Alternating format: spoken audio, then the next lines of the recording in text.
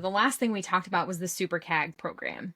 And, I think it was a really pivotal thing. You addressed how you got pulled up to the Pentagon, and later in your career, you were in the Pentagon a lot, it seems like. Is that accurate? Well, I had two tours there, but each tour is only about a year. And at the end of that year, I got pulled out to go to some other command or another job. So, all told, we moved a couple of times from Virginia Beach to Washington, D.C. area, lived there for a couple of years. And then I did my thing at the two different tours over two different time frames, each about 5 years apart. So yeah, so I did have experience in the Pentagon. I could speak Pentagonese, but I was not a card-carrying Pentagon person. I hadn't earned that yet. I wonder, what was that like? You go from flying probably every day to, or at least, multiple days per week, to sitting in the Pentagon. How was that transition for you?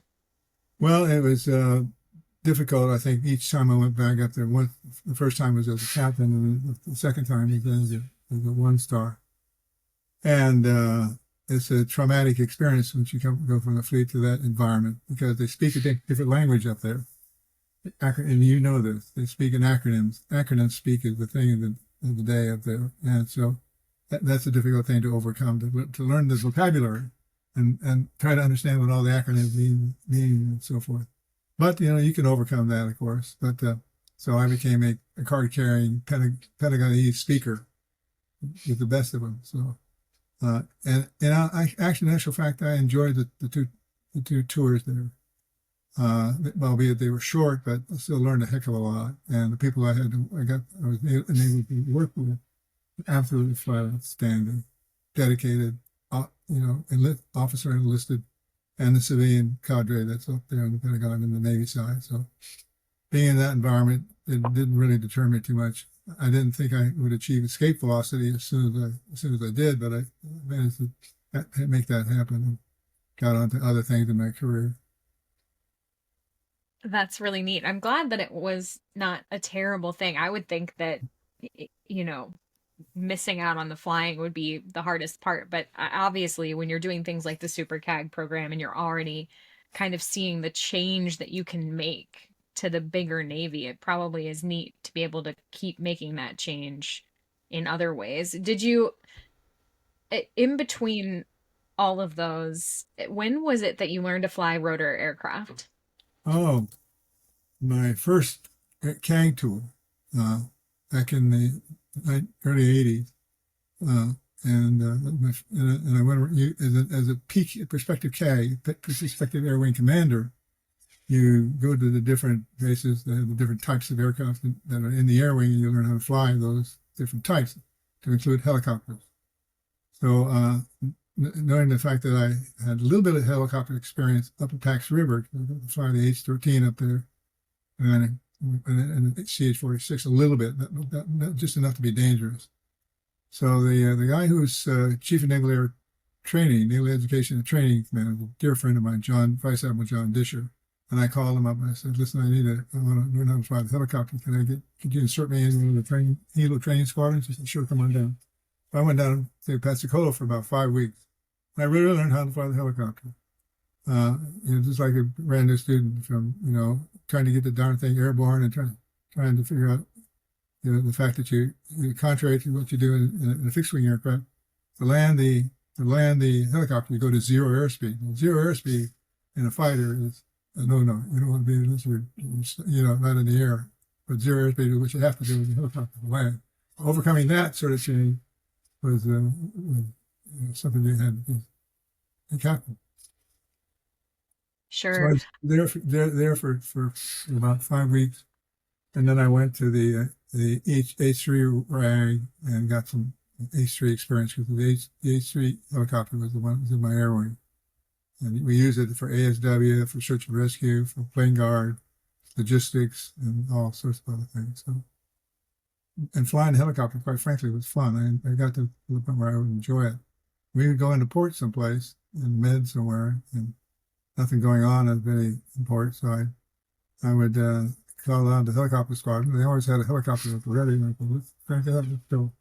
So I'd go up and jump in the helicopter, and we'd fly around little islands and so forth that were nearby the anchors where the ship was.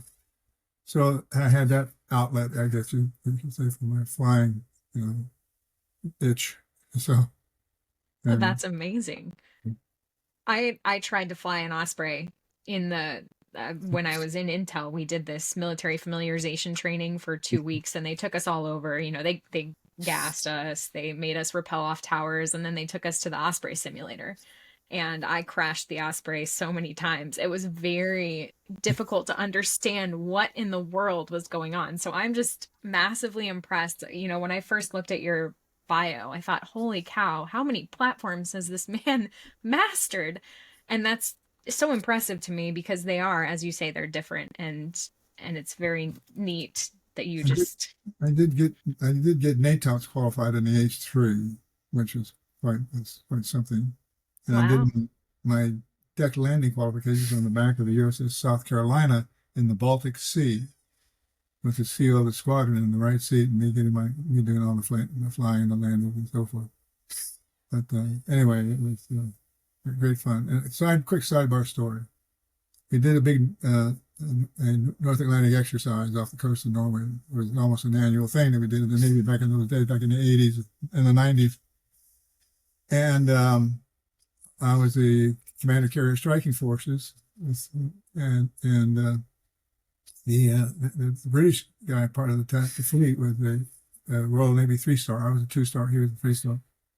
And he said, Fred, hey, how about we get back into the port down in Portsmouth, and we'll get you on over to Yeovilton, which is their helicopter base, the Royal Navy. And it was also their OV-10, their Harrier base. So we'll get you a ride they call it the Sea Shore, the Sea Harrier. We'll get you a ride in the shore. I said, oh, great, that'd be good. So we imported in Portsmouth. The next day, I got in the helicopter, and we flew over to Yeovilton, about maybe 30 minutes away. Landed there, and the officer a number of people greeted me when we landed. Actually, not when I got out of the helicopter. Welcome to Yeovilton, Admiral. Thank you very much. And we know you were scheduled to fly the Shard today, but we only have one of them, and it's broken today. We can't fly it. But we will put you in the simulator. I said, okay, fine. All right. I was not happy about that, obviously. We go to all the effort to get down there and fly the helicopter and so forth. Anyway. So they take me over to the simulator building, and they put me in the Harrier sim, and it's all dark on the inside. The young Harrier pilot comes up, helps me get strapped in, and so forth, and he points out different things to me. And they didn't know anything about my helicopter experience except when I landed, the background and so forth. So get airborne, and the Harrier did a vertical takeoff. The Harrier first time around, went around the circuit several times and simulated landing and so forth. Landed it. After about an hour in the simulator, landed the thing, and then popped the canopy open. The guy comes up, oh, Admiral, that was great. You didn't crash. I said, well, was I supposed to? So, well, normally we have guests here, they crash all the time. Well, I didn't crash. So fine. So we get out of the helicopter, we go from there to the sim building to the base commander's office. Walk to say hello to him, talk to him. I said, hey, Admiral, well done. I understand you didn't crash the simulator. I said, well, that's true. I did not crash the simulator. Was I supposed to? I said, well, most people do. So from that point, we went to the guy who's the commander of the Fleet Air Arm, a little Navy 2-star pilot. Went into his offices on the building on top of a hill that overlooked the harbor. It's a beautiful place. Walked into his office. Well, welcome, Admiral. Glad you're here. I understand you didn't crash the simulator. No, we are supposed to. The word had gotten around the whole base that I didn't crash. So next time I saw my friend, the Royal Navy 3-star, he said, I understand you didn't crash the Harrier. No, that's right, I did not. Well, too bad. They wanted me to embarrass myself. What they wanted. That's the British way. Sure, and instead you brought pride. Yeah. American patriotism and pride. Yeah. Exactly. That's impressive. I wish they would have let you fly the real one and not crash that. Me too. I like disappointment. Well, that's all right. Uh, You all can only get so many wins, Bad Fred, and I feel like you've had so many wins that they just couldn't, True. let you Yeah. have one more.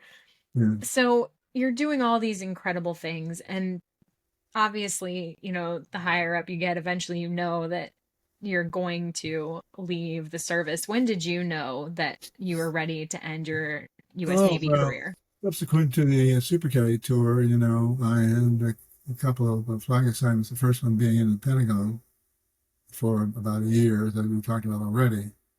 And good friends of mine were there at the time, Admiral Snuffy Smith, very famous light attack pilot, and the only naval aviator to have been knighted by Queen Elizabeth.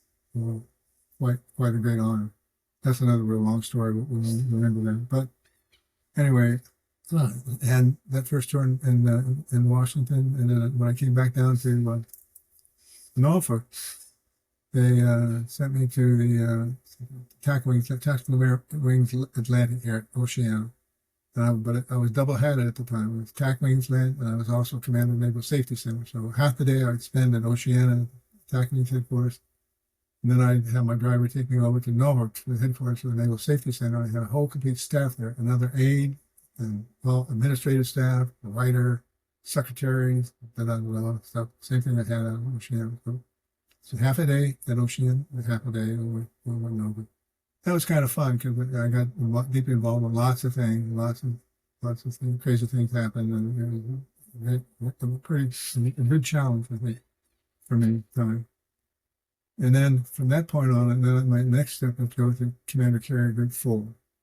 That's when I was on the flag officer on the Carrier Striking Fleet Atlantic, in the Naval Command. Anyway, that's when I had an encounter with the Sea Harrier and so forth at that point in my career. When I came back from that, I was posted to the new organization that the Chief of Naval Operations and the Commander and the Commandant of the Marine Corps had decided that they wanted to stand up to develop and flesh out Navy doctrine, Navy and Marine Corps doctrine, Navy Marine Corps amphibious doctrine. And so we built a big staff and made that happen. And so it was at that point that I could see the handwriting on the wall that it was time for me to go. So I requested to return at that point. But each and every posting I had along my career was absolutely fantastic. Wonderful people, great commands, just a wonderful, wonderful life. Yeah, you've gotten so many great assignments that we've talked about here and so many things you've been able to see. And what was it like though? I've never talked with someone in the Navy about this, but I've talked with a lot of Marine Corps and Army veterans about transitioning out of the service and what that was like, how it is to go from every day having that purpose, to now, and for you flying aircraft, um, to then being a civilian. What was that like for you, the process of departing the Navy? It took about 9 seconds for me to adjust and get on to the next chapter in my life. I had some great opportunities. This is probably a subject of another episode altogether, but I thought I was an avid golfer, and I thought I wanted to get in the golf business. So a friend of mine was the president of the Southern California Golf Association, 350 golf courses. Membership was 250,000, something like that. And I talked to him about getting entree into that field, and develop some sort of a career path in the golf world. So he fixed me up with a couple of things, and I interviewed for a job as the executive director of the Connecticut State Golf Association. So I interviewed with the guys up there in Connecticut, and I didn't think I had a chance because I'd never been in the golf world before. And on top of that, there were 50 applicants for the same job. I said, well, I don't stand a chance. I'll just go through it, practice an interview, and see how this goes. And maybe private sector, I needed those kind of skill dealing in that world. Of course, the golf world was quite different from the industry, like the defense industry and so forth. Anyway, got down to the point after being involved with interviews back and forth, me going up there and having dinner with them and interviewing, talking to people in the community. They I'll be darned if they didn't offer me the job. And I said, well, wait, give me 24 hours to think about it. Before I left that particular day, I said, Tim, what do you guys do in the wintertime here in Connecticut? I said, oh, we all go to Florida. Oh, well, that sounds good. I guess that's what I'm supposed to do too. So, well, you can do whatever you want to in the wintertime. So I went home and talked to Allison and talked about pluses and minuses and so forth. And I at the same time I had been offered a job with a association up in Washington D.C. I did everything for that, and directly involved in training and simulation and so forth. And I said, probably better to stick with what I know. You know what you know. And I might get lost in the Gulf world there, although I don't think I would have if I'd gone that direction. I made the most of it, I'm sure. But so I called the guys up today and I said, well, fellas, I'm sorry, I'm not ready to accept that opportunity elsewhere. And they were very angry. They were not happy at all. To the point of being almost not genuinely. But anyway, so I bailed out of that. Probably not a bad thing to do after seeing their response to my negative commitment. And so on with life in another field. And I was very happy in that other job.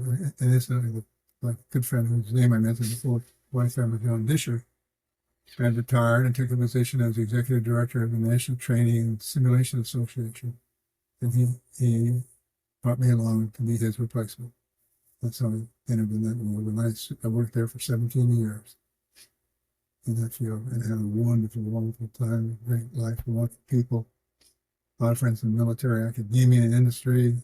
We worked across all those disciplines and not have to be worried about selling a widget, seeing a product. It was really, really fun. And I was my own boss.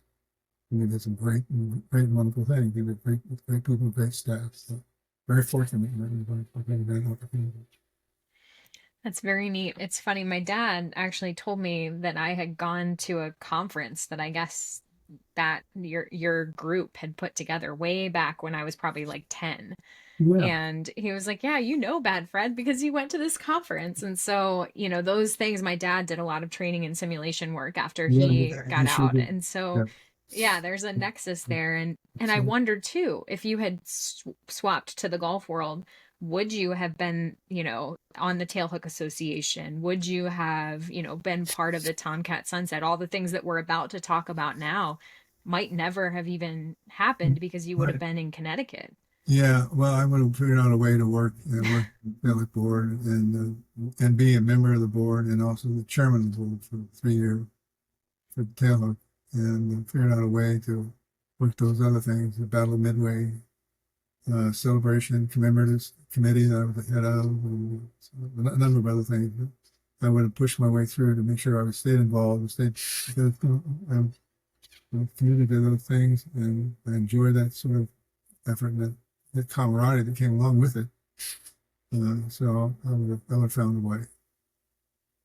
You would have found a way, but I bet they would have been just as irritated about that as they were about you saying no. So it sounds like you always found the way. I'm thinking back to when you didn't become a Blue Angel, but then there were a lot of Blue Angels training accidents and things, they're just been, it's like God's hands were kind of on your career many times, it sounds like. I don't Absolutely, know. no question about it. No, but the good Lord was looking after me for whatever reason I don't know, but anyway, he was with me. Yeah. It's a beautiful thing. Well, let's move into some of those things. The Yeah, Tailhook Association has had an interesting, past that you then got to rectify. So talk as much as you want to about what was the issue with Tailhook prior to 2000 and then what you did to kind of bring the Tailhook Association back into cooperation with the US Navy. if you will. This is a chapter. This is a story that can go on forever here if we got really into it. But I try to keep it as undetailed as I possibly can. But I became involved with the Tailhook Association years ago, and just simply as a member and trying to get to the Tailhook reunions every year, being part of it. The Tailhook reunion was Friday, Saturday, and that was it. And everybody left on Sunday. So I'm in the Pentagon as a captain, and for my first tour in the Pentagon, and I got involved with a number of different things. But one thing that I took upon myself was, and of course, it was OPO 5 it's called. That was the aviation director in the Naval Test Pilot. It changed the numbering of that director over the years. And now I think it's N8, N88. Anyway, so as an East Coast sailor, so it's very hard for us on the East Coast to get to Las Vegas to go to the reunion every year, because it starts on Friday, Saturday, and then everybody goes. So you had to get out there on Thursday, and it was a real logistical challenge to get there. It's get most of it, to enjoy most of the time that you're there. It takes so long to get there and long to come. Anyway, so I developed the rationale why we should extend the Tailhook reunion by a day. Started on Thursday. I wrote a letter to the OPO 5, the 3-star. Dutch Schultz, who was at the time a wonderful, wonderful man. A fantastic person, Brent Lee, none better. Anyway, a letter to him, he was, and my boss, several layers removed, and recommended that we go for the 3-day event, not the 2-day, but the 3-day event. Sure enough, that's what happened. That's why your tail comes down Thursday, Friday, Saturday, and on Sunday. So, and then fast forward a little bit more, and then I become a member of the board of directors of Huck. I'm still on 06. And then when I retired, I became a chairman of the board. While I was on active duty, and the Hook 91 was the notorious event, I was at sea on the USS America off the coast of Norway, conducting a major NATO exercise there, and when Hook 91 happened. So I was not there, although later, it's because the whole thing became kind of a witch hunt. It was rumored that I was actually there in Las Vegas at the Tailhook reunion, and that they JAG people were looking to talk to me about my presence there at the reunion. So we quickly set that right, and so hey, I was nowhere near it. I was in the Norwegian Sea on an aircraft carrier, and nowhere near it. Anyway, so Hook 91 happened. It was a seismic event, and the fact that it perturbated not only naval aviation, but the entire Navy, the entire Defense Department, quite frankly. And it put, the people who were members of the Tailhook Association looked at it as pariah, who were the disease folks, who were the people to be avoided, not talked to or anything. So they were sort of really isolated. And it was a very difficult time for us. But a handful of people, Lonnie McClung, Lou Chrysler, at least some people out there should be mentioned, but several other folks who labored long and hard to try to come to grips with what happened in 91 and get back into good graces with the Naval Test Association. So that was 91. We worked very, very hard, getting in to see people involved up in staff, CNO, and ultimately the Secretary of the Navy. And this is like in 1998 or so, 99, something like that. I don't remember the exact date, but we had a meeting with the Secretary of the Navy, and he listened to our feel that we were not bad people, that we had a really good reason for being, representing a very large portion of the U.S. Navy. Tailhook reunion, if us, it should be sacrosanct. It should be a part of all naval aviators' portfolio. We should all be members of the Tailhook Association, and we should be allowed to continue to have our reunions and have it supported by the Navy, we were we weren't able in those dark years, we weren't able to use Navy transportation or C9 transportation or whatever to get people out on the East Coast to and Whidbey Island and other distant places to get them into Las Vegas. So with the acquiescence and the permission from the Secretary of the Navy and from the CNO, who was Jay Johnson, another great man, we turned it around and we got back into the operation of the Navy. We worked on these shows for several years after that, of course. I mean, you can imagine anything that happened, nothing to perturbate the system. So that's something I take a great deal of pride in. We were able to do that. And I used to say to people, it took us longer to reconcile with the Navy, to reconcile with the Tailhook, than it took to make amends with the Japanese after World War II. You think about the time frame, it took us 9 or 10 years.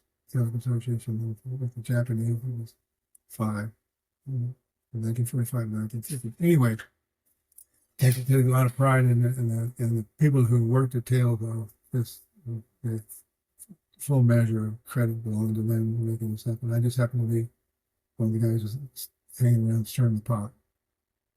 So it was a good thing. So that's other things that happened, of course, to underscore this whole thing, how it all happened, how it all came about. But that's the essence of what we did and how it transpired. Do you want to talk at all about why Tailhook is so important? I mean, my co-host, I wish he was here right now because he just got back from Tailhook with his wife. And Oh, good. yeah, I mean, it's a beloved event. Why do you think it is so important to keep that in naval fighter culture? There's no other event like it in the Navy, no other event like it in any other services. No one has an event like the Tailhook. I think it's because, and why is it important? It's important. We believe it's important to ensure that those that follow us understand and appreciate the heritage and the legacy of those who have gone before, and ensure that we pass along our pride and good thinking about the Tailhook Association as applied to us should hopefully apply to the new generation. And all you have to do is see whether or not it has an effect. All you have to do is go to a reunion and be there and see all the young pilots and navigators and BNs and VOs and so forth. But now also to see their families. Guys show up with their wives and their children, and they're all take part in it. And it's recognition of a very, very exclusive fraternity.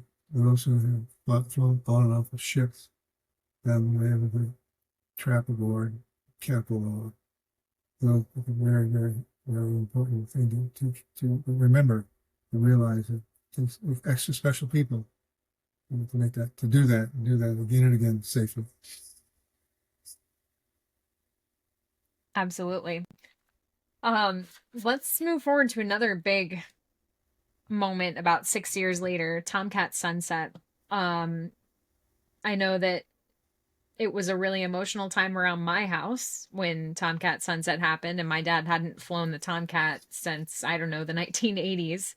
But, watching the F-14 go was not easy. What was it like for you as you realized that we were ending that era? Well, it was another thing that happened in my life and in my career to have been honored to accept the proposal from certain people who were dear friends, and also great officers and pilots and other folks who accept their offer to be the chairman of the organizing committee for the Tomcat Sunset. And do you know that last month, of September the 22nd, 19 years since the final flight, 19 years have gone by. That's incredible. But anyway. That's insane. 19 years since 2006. That was yesterday, Bad Fred. What are you talking about? 2006 just happened. Wow, that's a real level setter here. Wow, Yeah. 19 years. 19 years, isn't that incredible? And then, we had the final flight and stuff with me. I'll touch a little bit in just a minute. But to gather some wonderful, wonderful people, determined and dedicated people, bringing together civilians and officers and industry and active duty and a whole host of players on the organizing committee, put together this event. It lasted for 4 days, and not 3 days, but for 4 days, so everybody had a chance to be there. And to see it come together and happen, and people recognize that, again, that's a very special audience, people who have flown and operated the Tomcat and suffered through its pluses and its minuses, suffered through the losses that we experienced in the 48 aircrew path we met their end and flying the Tomcat. So, you know, it was just a wonderful celebration of a machine that is so iconic, not unlike at all the Spitfire fighter of the Royal Air Force, and how it became iconic. And the two became a symbol to people, to the public, to the citizens of what is good and what's right about the way we conduct ourselves in war. And the Tomcat, I'll say the same thing about the Tomcat. It's so iconic, it's so important, it's recognized by everybody. Courtesy, a little help from Tom Cruise, of course. But anyway, you know, people I talk to people about it and they still get emotional about it. In fact, there's some discussion, although I haven't seen anything formally yet, about having a 20th year celebration next year, but I'm not sure how that'll happen and who will make that come about. Anyway, the event itself was spectacular.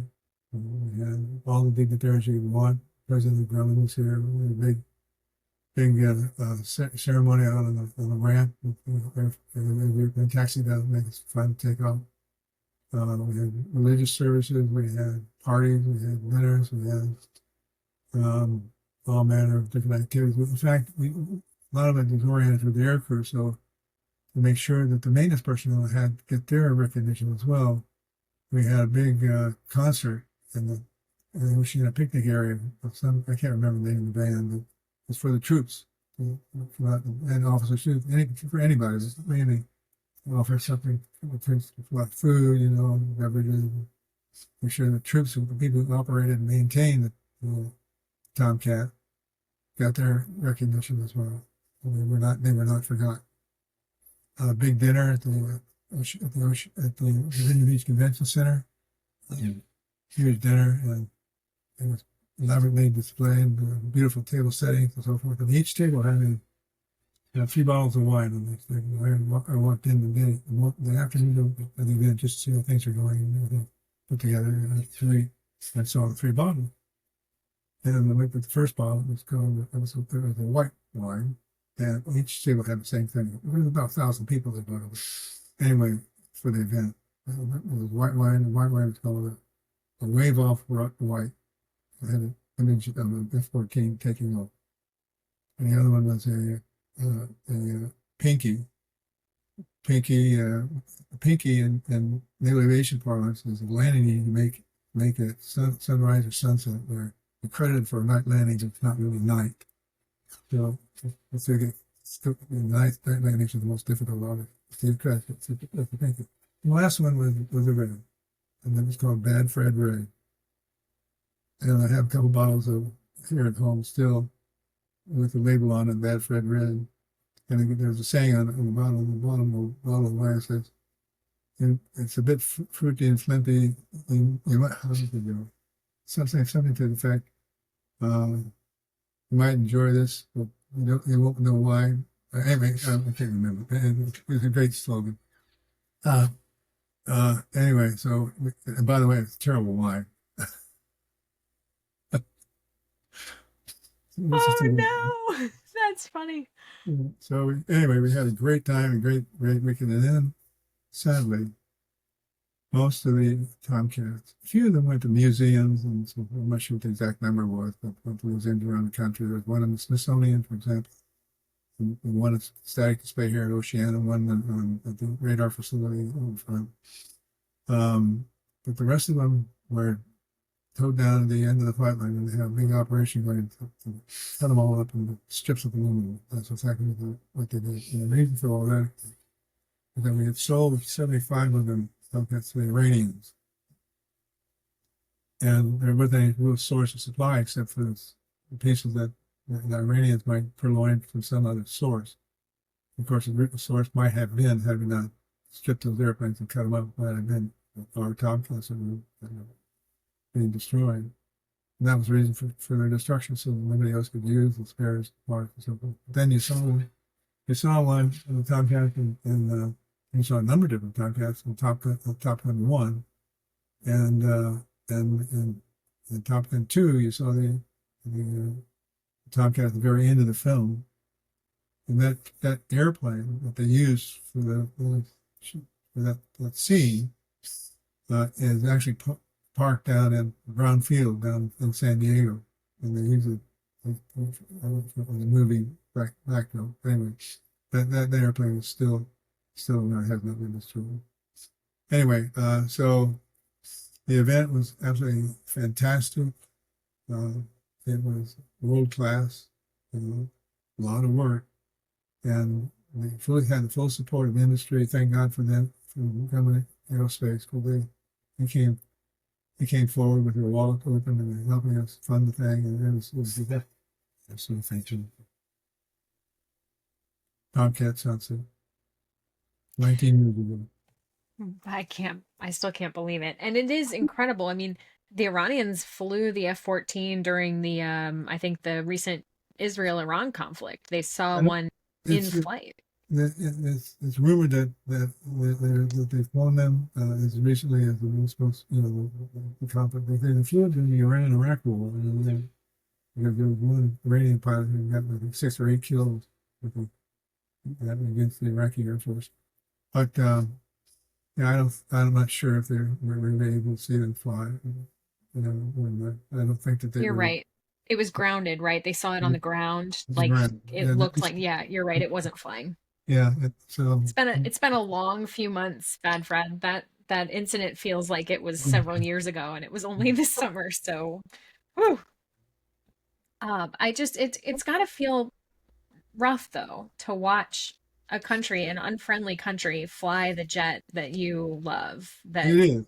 Yeah. Tell me about that. It truly is. Well, it's just that they bought. I said 75 or 78 airplanes in the 70s. Let's say. And we flew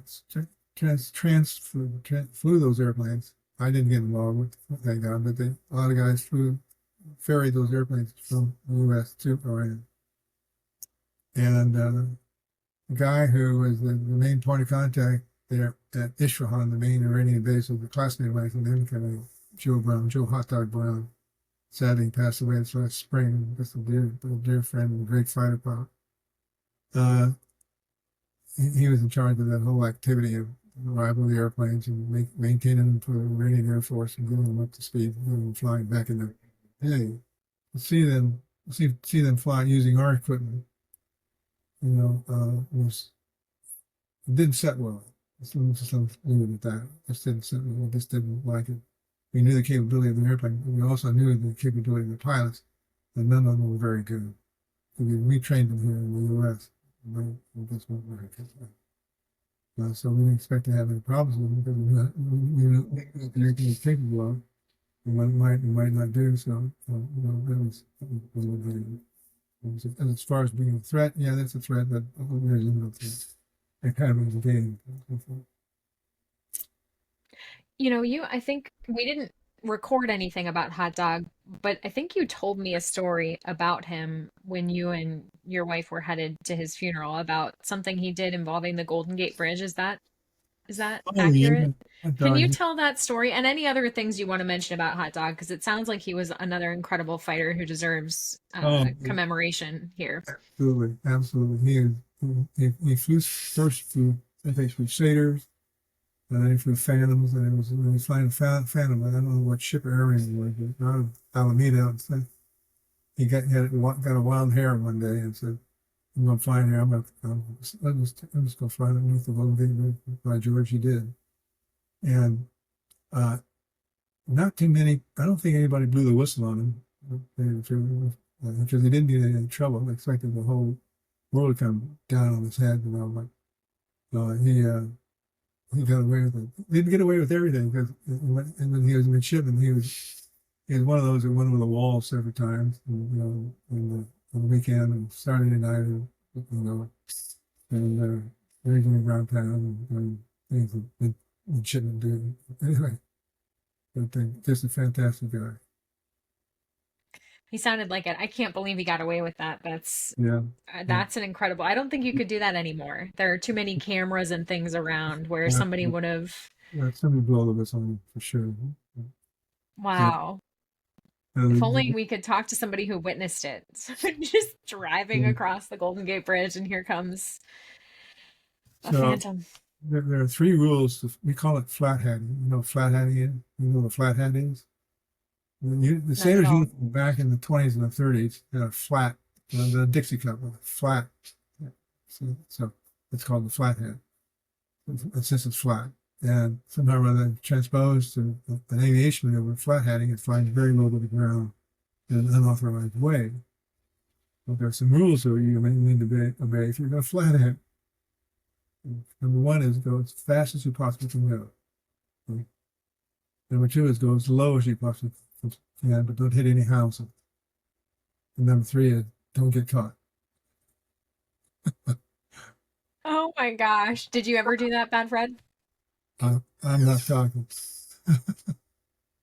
I don't think anybody's going to blow the whistle on you now, but I can You know, understand. My show me dad is. any aviator that a fighter pilot that says no, he's never flown in. I'll show you a liar. Yeah, my dad's really good friend Flex. I don't know if you ever ran into Flex during any of your Mm. tours. I love Mike Galpin is his actual Mm. name, but he was one of my favorite people who would always come by the house every year. And I still remember my dad was talking about a time when he flat hatted with, I think it was with Puke. And, they're doing the low to the ground thing. And Flex is like, no, no, guys, listen, it's really dangerous because your wings, any movement, those wings are going to hit the ground. Like you have to be very careful doing that. Absolutely, you could dry your wing if you're that low. Absolutely. Yeah, he was such a party pooper though. I was like, Flex, you're not supposed to be the party pooper talking about how dangerous it is, because clearly everyone was fine. Everybody came out of this with a good story. That's he sounds like another amazing uh fighter pilot doing fighter pilot things. Yeah, absolutely. I think that brings us really well to the Tomcat Monument because, yes, the Tomcat Sunset was what everyone could take part in. But when did the idea for the Tomcat Monument come about, Bad Fred? Um, a few years ago, a group of very dedicated naval aviators retired. Really, again, guys, most of whom were A6 guys, frankly. The lead guy was a one-star A6 guy. Uh, uh, Decided to they had an operation there. They had an operation to fund some money for various charitable things. So they played bingo. They ran a bingo hall, and they did it for several years. So they accumulated several $1 million in the treasury for the local organization. And the one-star retired Fred Ness was his name. Fred was a very creative guy. He was a very great gift for painting and sculpture and you name it. He was just very, very creative and very, really a good man. Anyway, he took the lead on it and they worked for a long time with the city of Virginia Beach, carved out a piece of land there right on the beachfront that was vacant, not used for very much at all. And went to the city and said, listen, we want to build a monument to all of naval aviation and we'd like to use it on this particular plot of land through negotiation and so forth. And then he said to them, and you're not going to have to pay for a single thing because we have the money to pay for it. They went forward with it. They designed this beautiful tribute to naval aviation across the board, not just specifically a specific type. But dedicated to naval aviation in general terms, officer and enlisted. It's a beautiful sight thing. You've never seen it before. Anyway, the A6 committee said we want to we want to put a special monument up for our community. Since they were mostly the A6 guys involved in this whole thing. So they said fine, and they got clearance to set up an obelisk of their own. So that's where the idea actually came from. And we decided that if the A6 guys we should be able to have one of those. And that's where I'm saying a stimulus behind getting together. And that, again, a group of really good guys. Remember Alex Rucker, Don Doyle, Lars Stamp, John Griffin, Black Moss, and myself. And I was honored that they asked me, since we had been involved with Don Doyle and some others on the Tomcat Sunset, so how about you having me thank for the monument? And of course, I'm a sucker for that kind of stuff, so I said, sure, I'll do that. Anyway, I worked for several years trying to develop a scheme, financial basis to make sure that this thing would happen, and the design. And Alex Rucker is an absolute fantastic creative genius. He's a wonderful artist, and just very gifted. And he was our main creative sounding board of how this thing should be, and what it should look like, and what should be inscribed on it, and so forth. So then we got in the business of sales and trying to sell it to different places. Of course, the Naval Aviation Monument on 25th Street, here, I mentioned already, was a natural place to set one up, which we did. And Pensacola would be was a natural place. And we wanted to have one on the West Coast as well. So we wanted Pensacola. We liaised with the museum in Pensacola, and out front of the museum, it's been there since the museum began. It was an F-14 on a stick, it's mounted on a pedestal. There's one there at Pensacola in front of the museum. The ideal place for the monument would be right underneath the airplane on the stick. So through negotiation with my dear friend Sterls Gillian, who's the curator for the museum, he let us have the space, carving out the space for us underneath the Tomcat to put the monument. So a few years ago, we all traipsed down there and had a nice ceremony and dedicated the monument in Pensacola. One for the West Coast, however, has been fought with difficulty with the environmentalists, the bureaucracy here and there and everywhere, and not able to get one set up there yet. We still have a mind. We passed our way over to another group on the West Coast. Better has people out there with feet on the ground to do this thing, and that's the West Coast.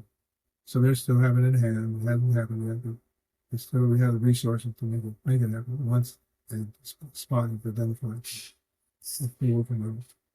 But the tribute that we made when we dedicated the monument here in Virginia Beach, we had a wonderful, wonderful day.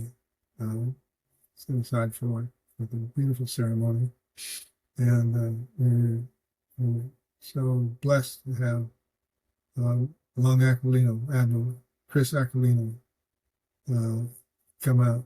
He was on a trip to the West Coast anyway, so he was doing active duty, and he would do a little detour down here to Virginia Beach to be our keynote speaker. And have him there was just fantastic. We had about 300 people in attendance and the reception at the Princess Anne Country Club afterwards. So it was a great, glorious event. And we set it up in grand style. Yeah, it sounded so incredible. I've seen pictures. I heard a lot about during the planning process. Every week my dad would tell me what was happening and all the goods and bads and others, and the West Coast was already a problem back then, so I'm not surprised to hear that continues to be an issue, but it's just unfortunate because the Tomcat was beloved there too. I would love to talk about what's on the sides, because it's really, you put a lot of thought into that and a lot of research, it looks like, too, because I guess the one side that I really want to address is the one with the individuals who lost their lives in the Tomcat. Yeah. How hard was it to find their names as you were, trying to make sure that everyone was represented? we did a fair amount of research in that regard with the safety center, of course, with all the F-14 mishaps over time. And so we had a pretty good starting point. And we did some resourcing to other people who were in the community, make sure we didn't miss anything, miss anybody. So we got that all done. So we had all the background and so forth. But one of the things that we want to be careful of, we didn't want the monument to become simply a headstone.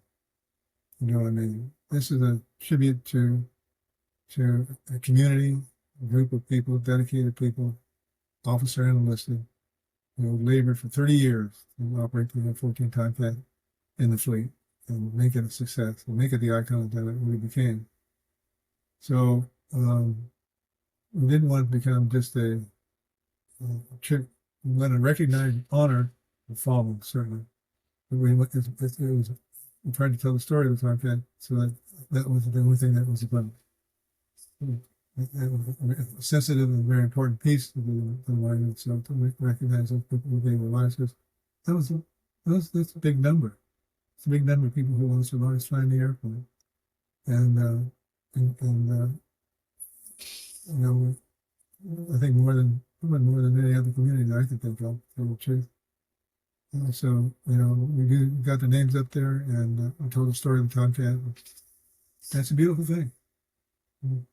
Beautiful thing. When I go up there and walk by, and I pause, of course, and then all sorts of nostalgia starts to overwhelm you. So you can't stay there very long. No, the first time I went was just by myself with my family, and we looked for our name because my dad put my name and my children's names and my ex-husband's name actually on there. And so we went to go find that. But then the next time we went with my dad, and it was a solemn moment for him as he read the names of Yeah. those who had lost their lives in the Tomcat, and he knew a lot of their stories, and he was telling me some of them. And I'm trying to cram all of this information in my head because I wasn't expecting it, right? And then uh someone came by, someone who clearly had never, just was there to honor and reflect, but didn't have any connection to the jet. And he looked at my dad, and I could just see him looking at my dad and wondering, you know. Yeah. And finally he said, "Sir, did you fly the jet?" And my dad said yes. And and then he said, "Thanks for your service." And I knew that man would pay money to hear the stories that I had just heard, and he was interacting with it in an important way, but there was so much that he didn't know, and that you have to be in the community to really be part of those stories. And I felt bad for him that he didn't get that rich experience of listening to, stories of people like Hot Dog and, Yogi, who's on the monument, and the Gulf of Sidra pilots who, even if they didn't perish in the jet, you put them on the monument Yes. as well because they're part of the Tomcats history. And so I think it's so, people obviously love it, they want to do that, but there is a distance that if you're not in that group, you're not going to know those stories, which is part of the reason that this podcast exists. So Yeah. a little Yeah. meta moment here. Bad Fred, I just want to know, is there anything I didn't ask you that you want to talk about, that you want to make sure gets on the record, about your career, about the Tomcat, about the Phantom, about anything? The floor is yours. Well, I'm not sure how deeply we got into the super carry business the last time we spoke about it. Hope we got down in the detail that's we hope people understand what happened and another seismic force within the Navy in Asia. And that happened. Very difficult time for me personally to get through, but we made it through, and the program's still around. Anyway, that was an important factor in my life. So we did all what you said then was definitely that, there was a lot of pushback, Yes. and that when there is a big system and you try to change it, you're going to face pushback from a lot of people. So if you want to go into specifics on that, I would love to hear it. You didn't really get into the pushback that you received, or that it was very difficult for you. So if you'd like, I'd love to hear about more Well, about that. uh, I fear that I'm being redundant if I go over the whole story again, but it let me just describe it this way. When it was first announced, when I first found out about the fact that I was going to be the first super King, I had no idea what the heck people were talking about. I had no knowledge of being discussed about things in the Pentagon or anywhere else. When it occurred, thought it would occur to me, and it's explained to me what's happening. And I said the first thing I need to do is get to Washington and see Vice Admiral Ed Martin, who was the head of naval aviation at the time. And he wanted to see me, and before that, the Vice Admiral Bob Dunn, I needed to chat with him. He was commander of the Air Forces Atlantic.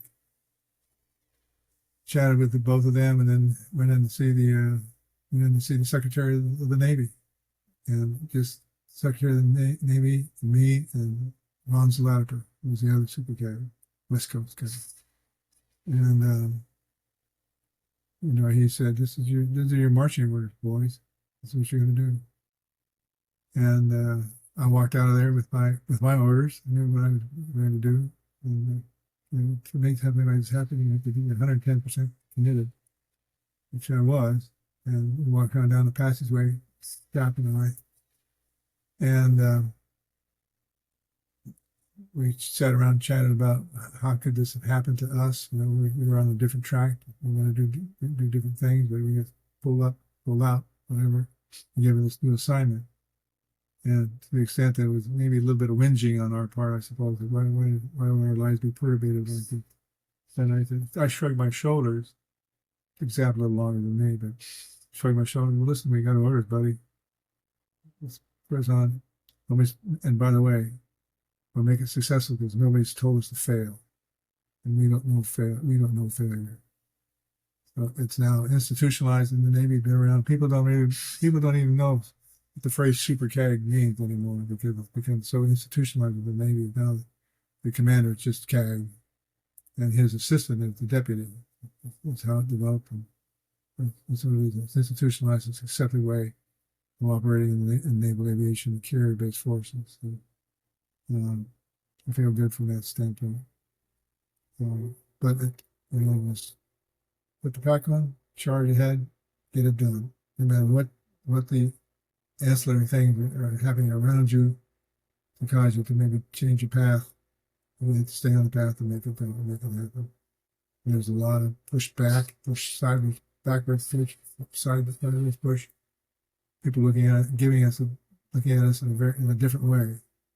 And you can feel the tension that this new program is not what we want them and other people like Zap and me. But this is we don't want this to happen. It's a big change. People don't like changes, especially in a huge organization like the Navy. Naval aviation, we don't want change. Why this happen? You guys can screw things up and screw the Navy and everything up. Be patient. It'll be all right. I'm sure enough. So, I think that's actually it. When I had first thought about questions I wanted to ask in the podcast, I think that the big final question, I had forgotten that this was what I intended to conclude with, but you bring it up here, and you bring it up in a lot of ways without actually bringing it up. I think that aviators have this mindset where it's like you do the thing, you don't get distracted by the noise, you get it done, and you push forward, right? Like you don't let anything stop you. Yes, it might be hard, right? It might be less yeah, than ideal, but you do it. And I yes. wondered, why do you think that is so important for aviators to live like that and to be able to push out anything that is stopping you from your goal? Is that something that is, how does it develop, and how crucial is it when you're in I your think job? I think we're built that way. I'm not sure if it's something that developed over time, or you find it your college days or your academy days or whatever, as a junior officer. My mindset has never changed. It's been the same my entire life and my entire career. I think it's the way we're wired. Maybe it's because your parents, my dad was a chief petty officer in the Navy in World War II, and he instilled a lot of that determination and commitment to the goals that I have today. And so I think it's kind of wired that way. That's the way we are. It's hard to define, but that's the way I have to think about it. Yeah, it's so valuable. I wish sometimes when my dad tells me things like just move forward, put it in a box, keep going. And I'm like, yeah, I'm not wired that way, but I'd love to be wired that way. I see how much success it enables and how, like you talk about military transition, you're like, yeah, it was 9 seconds and I was moving forward You and got that's my, a valuable thing to be able to do in a I stressful got and my difficult time. orders. I got my orders, and I moved out, making things happen. Yeah, yeah. Cogitating and doing all the other stuff doesn't help you at all, right? So you just go towards the goal. Any other last stories that we didn't address, Bad Fred? Anything else? There are hundreds of them. That, some good, some not so good. Club, in the Academy, but I would probably be remiss if I didn't mention a couple of people who were very helpful to me over time.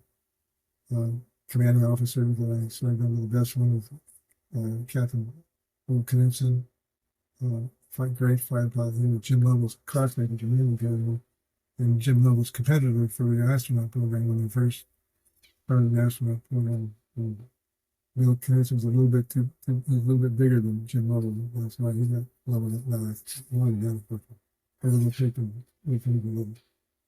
But friends of mine, let's deceased, Bruce Brenner, Captain Gene Tucker, Meat Killer, Gene Tucker, Rocky Top Call Sign, and a whole host of others. But that run through my brain as I think about my life and my career and the people who meant the most to me. Those are the people who stood out and were my best friends and people who I confided in. All wonderful pilots, all great Americans. Do you want to say anything about Snort? You've told so many great, happy stories about Snort. I don't know if there are any more to share. I should have mentioned Snort, I guess, in that collective. I would put him in that collective of people that I have loved the most. And it is a matter of close friendships. And almost akin to love and love person ability. Snort was like my kid brother. When I joined VF 142 as a commanding officer, he was a Lieutenant JG, and he was an LSO, landing signal. And I fancied myself a pretty good carrier pilot back at the back end of the boat, landing an airplane, any airplane on the back of the end of the boat, in a trap. And he felt the same way about himself. So we had on the XO first, and then the commanding officer, but we had a contest going between who was going to outscore the other, the landing grade. And Snort, who was a fantastic, probably, if not the best, certainly one of the very best pilots ever known, in terms of his actual innate ability. It just came natural to Snort. And he had so much charisma. Charisma was oozing out of his pores. People just flocked to him. And he had a great sense of duty, and also a lot of common sense. Sometimes not so much common sense, but most of the time. But anyway, I think about the time, and then he was my also in the squadron. And then a few years later, when I was selected my first Airman Commander tour as a commander, I brought him with me. I had him. He said he would. I asked him, "Would like carrying LSO?" I said, "Sure." So he came with me and carrying LSO for that tour. We remained very close friends, not junior senior relationship, but friend to friend relationship for years that followed. And he an incredible guy. Just, and he was so widely known by people because he was flamboyant, you know, but he didn't have to. He didn't have to open his mouth. You could just see that you just know this guy is really quite something, something very special, and he was. And he just one of those people I think I miss very much. I really mourned at his passing, but he left a good legacy behind him, and that's the memories of all of us who knew him have, and cherish those thoughts and memories of Dale Steinberg. Absolutely. Yeah. He lives on in all the stories that people tell about him. And there are many snort stories, or many just, I'll be scrolling Instagram and there's snort flying because, somebody has the video of the really close pass on the carrier, I think, was snort. And so I see that all the time, and people don't even know necessarily who's doing that. But for those of us who do know, we're like, oh, look, it's snort. He's still flying. Because he is on the internet and in people's hearts. I think, that just every single air show I went to as a child, snort was flying. And, that little story behind that, that little flyby, the world famous flyby he made in the book. Carrier. Yeah. He was Air Wing commander at the time with Jay Johnson.